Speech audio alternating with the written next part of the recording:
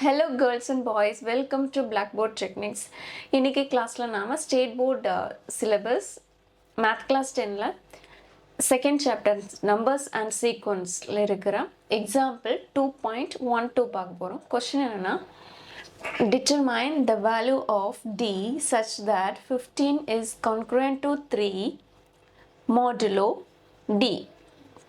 Question determine the value of d such that 15 is congruent to 3 modulo d. இப்போ இதுக்கான பேசிக் introduction part வந்து இதுக்கு முன்னாடி இருக்கிற கிளாஸில் இருக்குது. நீங்கள் அதை பார்த்துட்டு இதை பார்க்கும்போது ஈஸியாக புரியும். இப்போது இங்கே நாம் கண்டுபிடிக்க வேண்டியது டி. இந்த டியோட வேல்யூ என்ன அப்படின்றத நாம் கண்டுபிடிக்கணும்.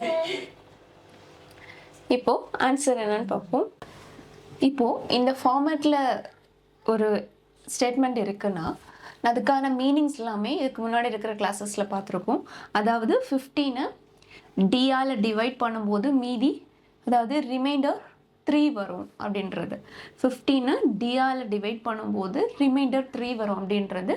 அதுக்கப்புறம் 15 minus 3 is divisible of D. அந்த மாதிரி ஒரு 3 ரூல்ஸ் பார்த்துருக்கோம். அந்த ரூல்ஸ் எல்லாம் பேஸ் பண்ணி தான் ப்ராப்ளம்ஸ் பண்ணிகிட்ருக்கோம்.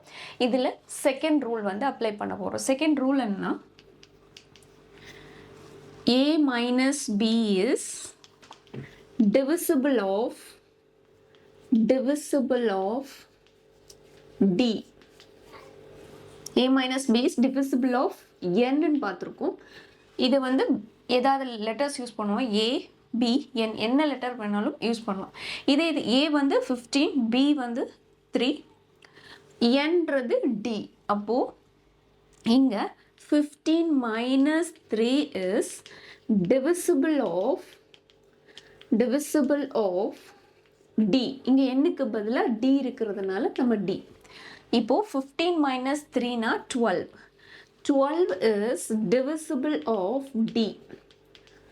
அதுதான் நமக்கு அப்ளை பண்ணி வந்திருக்கிற ஆன்சர். இதில் 12 is divisible of d-னா நாம் வந்து இப்போது 12ஓட ஃபேக்டர்ஸ், அதாவது டிவைசஸ் கண்டுபிடிச்சோன்னா இதுக்கான ஆன்சர் கிடைக்கும். இந்த 12ஓட டிவைசஸ் பார்க்கும்போது இப்போ நமக்கு ஃபர்ஸ்ட் டேபிள் கொடுக்கும்போது 1 12 is 12, right?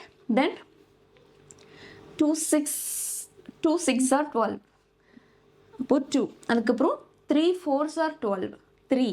Then 4 3s are 12. இப்போது 1 2 3 4, அதே மாதிரி 6 2s are 12.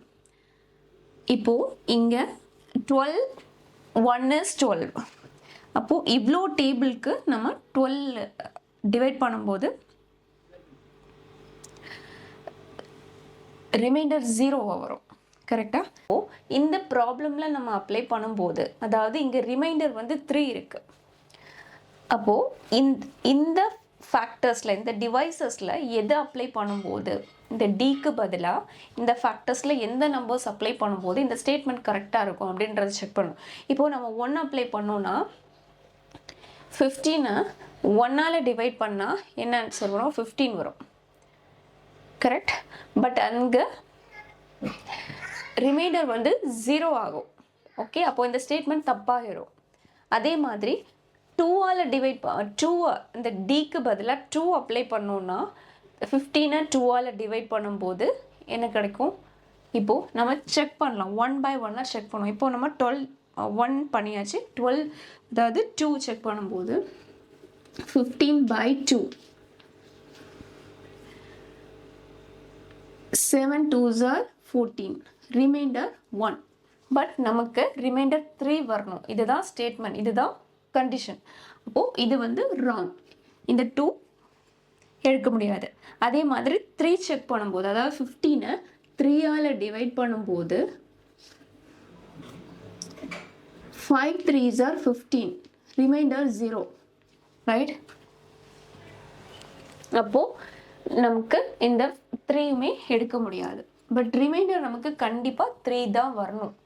அப்போது 1 எடுக்க முடியாது, 2 எடுக்க முடியாது, 3 எடுக்க முடியாது. பட் நம்ம 4ஆல் செக் பண்ணும்போது எடுக்க முடியும். இப்போ 15 4ஆல் டிவைட் பண்ணும்போது 15 4ஆல் டிவைட் பண்ணும்போது 3 4s are 12. ரிமைண்டர் 3. இது எடுக்க முடியும். அப்போ நமக்கு 4 வரும் ஆன்சர். 6 செக் பண்ணும்போது 15 6 வச்சு டிவைட் பண்ணும்போது 1 6 is 6, 2 6 are 12. ரிமைண்டர் 3. அப்போ 6 எடுக்க முடியும். 12 செக் பண்ணும்போது நமக்கு 15 12ஆல் டிவைட் பண்ணும்போது 1 12 is 12, reminder 3.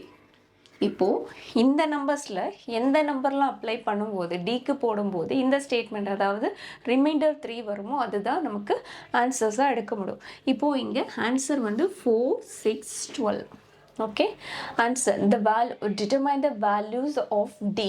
Answer is d equals 4 6 12 divisors are. இதுதான் ஆன்சர். ஓகே, இங்கே டியோட வேல்யூ என்ன 4 6 12. ஓகே, இப்போது இந்த ப்ராப்ளம்ஸ் பொறுத்த வரைக்கும் நமக்கு பேசிக் ஃபார்மேட் தெரிஞ்சிருக்கணும். மாடுலார் அரித்மெட்டிக்னா என்ன அப்படின்றது தெரிஞ்சிருக்கணும். இதோட மீனிங் என்ன அப்படின்றது தெரிஞ்சிருந்தாலே நம்ம ப்ராப்ளம்ஸ் பண்ணுறது ஈஸி. இதுக்கு முன்னாடி இருக்கிற வீடியோவில் அந்த இன்ட்ரொடக்ஷன் பார்ட் இருக்கும், அதை நீங்கள் பார்த்தீங்கன்னா அது ஈஸியாக புரியும். அதை பார்த்துட்டு இது பார்க்கும்போது ஈஸியாக புரியும். அவ்வளோதான். This much I had in this video. I hope this video helpful. If you found this video helpful, share it with your friends and hit like button. And subscribe to the channel Blackboard Techniques for more updates. We'll see you in another video. Until then, Shiny signing off.